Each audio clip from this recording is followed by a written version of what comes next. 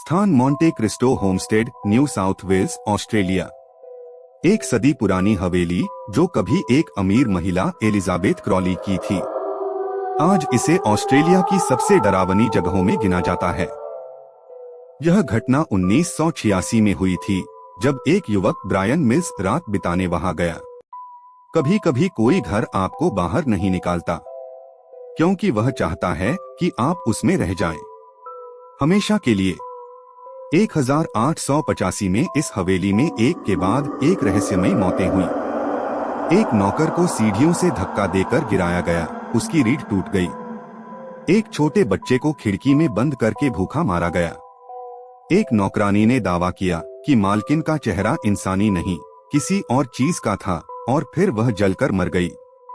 आखिरी मालिकिन एलिजाबेथ 40 साल तक कमरे से बाहर नहीं निकली और कहती थी, मुझे घर से बाहर मत ले जाना, नहीं तो मैं लौट आऊंगी। जब उसने दम तोड़ा तो कमरे की दीवारों पर रक्त के निशान दिखे और हर आईना अपने आप चटक गया। उसके बाद घर बंद कर दिया गया। ब्रायन मिल्स 25 साल का एक लोकल रिपोर्टर पुराने हॉन्टेड स्थानों पर ब्लॉग बनाता था। वह कैमरा लेकर मॉन्टे क्रिस्टो होमस्टेड पहुंचा। मकसद था मिथ बस्टर्स सीरीज के लिए एक एपिसोड शूट करना। रात 9:45 हवेली के दरवाजे खोलते ही अंदर की हवा में सड़ान और लोहे जैसी महक थी।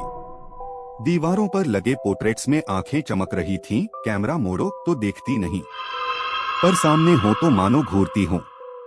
ब्रायन ने ऊपरी कमरे में कैमरा सेट किया, वही कमरा जहां एलिजाबेथ की मौत हुई थी। रात 2:13 कैमरे की रिकॉर्डिंग में फुटस्टेप्स की आवाज, फिर दरवाजा धीमे से खुलता है, फिर एक फुसफुसाहट, अब तू मेरा है। ब्रायन ने दरवाजा बंद करना चाहा, पर कमरे की छत से रक्त की एक बूंद उसके गाल पर गिरती है। वह ऊपर देखता है, कुछ भी नहीं। फिर खिड़की के बाहर वही औरत, पुराने गाउन में, जलता चेहरा और आंखें काली, बिल्कुल पिचक चुकी। ब्रायन चीखता है, भागने की कोशिश करता है, पर हर दरवाजा घूमकर उसी कमरे में लौट आता है। उसकी आखिरी रिकॉर्डिंग, मैं अकेला नहीं हूँ, ये घर मुझसे सांस ले रहा है और अब मैं जा नहीं सकता। अगली सुबह पुलिस को हवेली के बाहर ब्रायन का कैमरा मिला। कमरे में कोई नहीं था, पर दीवार पर नाखून से लिखा था, वो अब भी यही है और अब मैं भी। मॉन्टे क्रिस्टो आज भी मौजूद है। टूरिस्ट वहां जाते हैं, कुछ लौटते हैं, कुछ बस कहानी बन जाते हैं।